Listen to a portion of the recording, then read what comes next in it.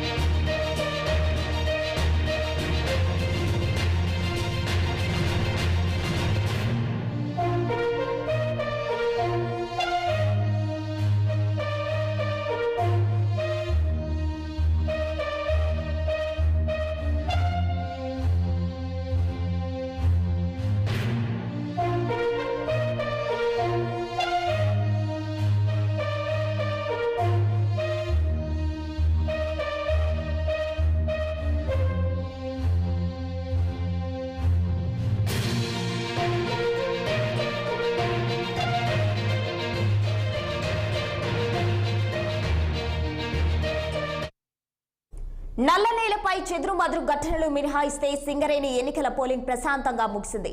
Queue లైన్లో ఉన్న కార్మికులు ఓటు వేసేందుకు ఎన్నికల అధికారులు అనుమతిచ్చారు. తెలంగాణ వ్యాప్తంగా 11 డివిజన్లలోని 84 కేంద్రాల్లో పోలింగ్ జరిగింది.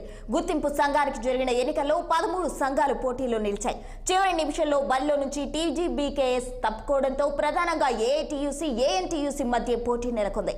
సాయంత్రం 7 గంటల నుంచి కౌంటింగ్ ప్రారంభం కానుంది. మరోవైపు తొలి ఫలితం ఇల్లందు, చివరి ఫలితం శ్రీరామ్ డివిజన్లో వెల్లడి కానున్నాయి.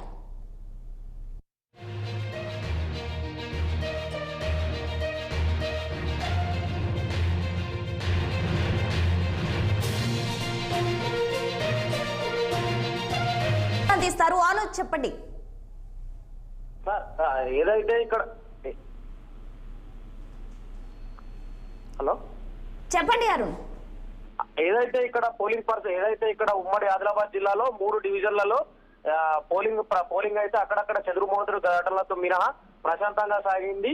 ఇంకా శ్రీరాంపూర్ లో పోలింగ్ కొనసాగుతూనే ఉన్నది. ఇప్పటి వరకు 95% పైగానే పోలింగ్ జరిగిందని మనకు అధికారులు అయితే సూచనప్రాయకంగా చెప్పారు. శ్రీరాంపూర్ లో ఇంకా కొంచెం పోలింగ్ సెంటర్ లో కొందరు ఉన్నారు కాబట్టి దాని శాతం ఎంత అనేది మనకి ఇంకొక క్షణాలలో తెలవబోతుంది. మొత్తంగా చూసుకున్నట్టయితే ఉమ్మడి ఆదిలాబాద్ జిల్లా వ్యాప్తంగా బెల్లంపల్లిలో 900 ఓట్లకు 95 నుంచి 98% పోలింగ్ అయితే జరిగింది. అదే విధంగా మనం మన్నమర్లో చూసుకున్నట్టయితే 4386 ఓట్లకు గాను దగ్గర 98% పోలింగ్ సరళి కూడా అద్భుతంగా జరిగిందని అధికారులు అయితే చెప్తున్నారు. శ్రీరాంపూర్ లో అత్యధిక ఓట్లు ఉన్న శ్రీరాంపూర్ లో మాత్రం 9000 పైచీలకు ఉన్న శ్రీరాంపూర్ లో ఇంకా పోలింగ్ కొంత కొనసాగుతుంది. 95 నుంచి అప్పటికే 95% జరిగిందని అధికారులు సూచన ప్రాయకంగా చెప్తున్నారు. ఓవరాల్ గా 3 గంటల వరకే సింగరేణి వ్యాప్తంగా 80% పైచీలుగా ఏదైతే 80% పైచీలుగా పోలింగ్ జరిగిందని ఇప్పటికే అధికారులు మనకు ఒక ప్రకటనలో తెలిపారు.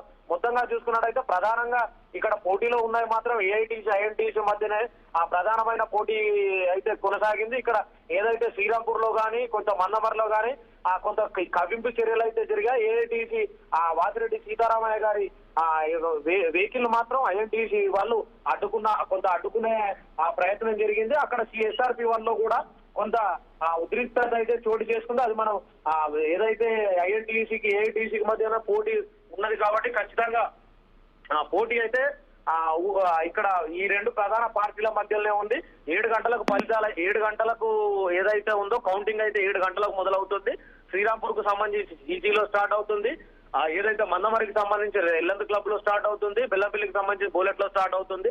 మొత్తంగా చూసుకున్నట్టయితే బెల్లంపల్లి చాలా ఉమ్మడి ఆదిలాబాద్ జిల్లాలో చిన్నది కాబట్టి ఉమ్మడి ఆదిలాబాద్ జిల్లా ఏదైతే బెల్లంపల్లి ముందు ఫలితం 900 ఓట్ల ఫలితం ముందుగా వస్తుంది. శ్రీరాంపూర్ది మాత్రం అర్ధరాత్రి దాకా కొనసాగే అవకాశం అయితే ఉంది.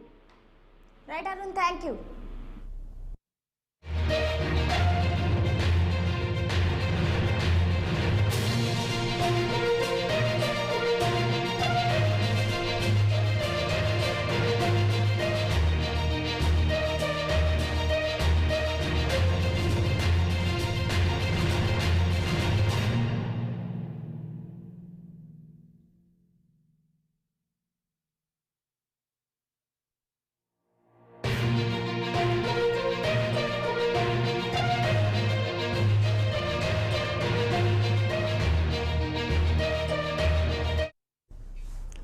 నల్లనేలపై చెదురుమదురు ఘటనలు మినహాయిస్తే సింగరేణి ఎన్నికల పోలింగ్ ప్రశాంతంగా ముగిసింది. క్యూ లైన్ లో ఉన్న కార్మికులు ఓటు వేసేందుకు ఎన్నికల అధికారులు అనుమతి ఇచ్చారు. తెలంగాణ వ్యాప్తంగా 11 డివిజన్లలోని 84 కేంద్రాల్లో పోలింగ్ జరిగింది. గుర్తింపు సంఘానికి జరిగిన ఎన్నికల్లో 13 సంఘాలు పోటీలో నిలిచాయి. చివరి నిమిషంలో బరిలో నుంచి టీబీజీకేఎస్ తప్పుకోవడంతో ప్రధానంగా ఏఐటీయూసీ, ఏఎన్టీయూసీ మధ్య పోటీ నెలకొంది. సాయంత్రం 7 గంటల నుంచి కౌంటింగ్ ప్రారంభం కానుంది. మరోవైపు తొలి ఫలితం ఇల్లందు, చివరి ఫలితం శ్రీరాంపూర్ డివిజన్లో వెల్లడి కానున్నాయి. ఇక ఇదే అంశంపై మరింత సమాచారం ఖమ్మం నుండి మా ప్రతినిధి అయ్యప్ప అందిస్తారు. అయ్యప్ప, చెప్పండి.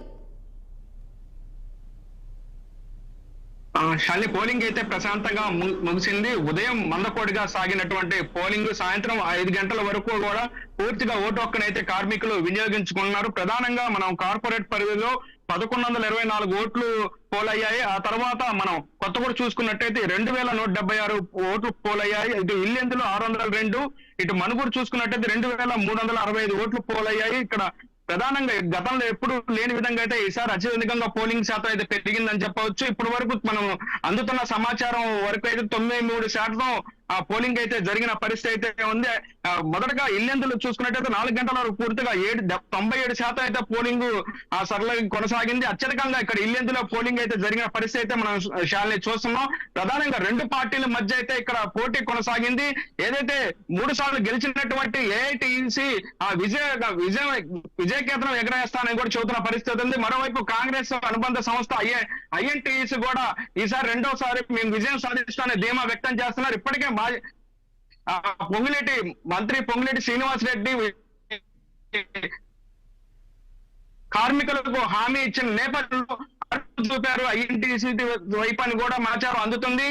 ఏదైనప్పటికీ ఈ మధ్య అయితే పెద్ద పోటీ అయితే నెలకొన్న పరిస్థితి ఉంది. ఇప్పటికే కాంగ్రెస్ పార్టీ కార్మికులకు అయితే 5,000 నుండి 3,000 డబ్బులు ఇచ్చారని చెప్పి కూడా ఇటు కోనంనేని సాంబశివరావు, కొత్తగూడ ఎమ్మెల్యే కోనంనేని సాంబశివరావు చెబుతున్న పరిస్థితి ఉంది. ఎన్ని ప్రలోభాలకి గురి చేసినా సరే ఏఐటీసీ సార్ 4వ విజయం సాధించడం ఖాయమని చెబుతున్న పరిస్థితి నేపథ్యంలో ఇటు భద్రాద్రి కొత్తగూడెం జిల్లా ఏరియాలో పోలీసు పెరగడం చూస్తున్నట్టయితే ఎవరు గెలుస్తారని కూడా ఆసక్తికరంగా మనం చూస్తున్న పరిస్థితి అయింది. పూర్తి తోటి ఎవరు గెలవబోతున్నారని కూడా ఒక అంచనాకి రానున్నారు.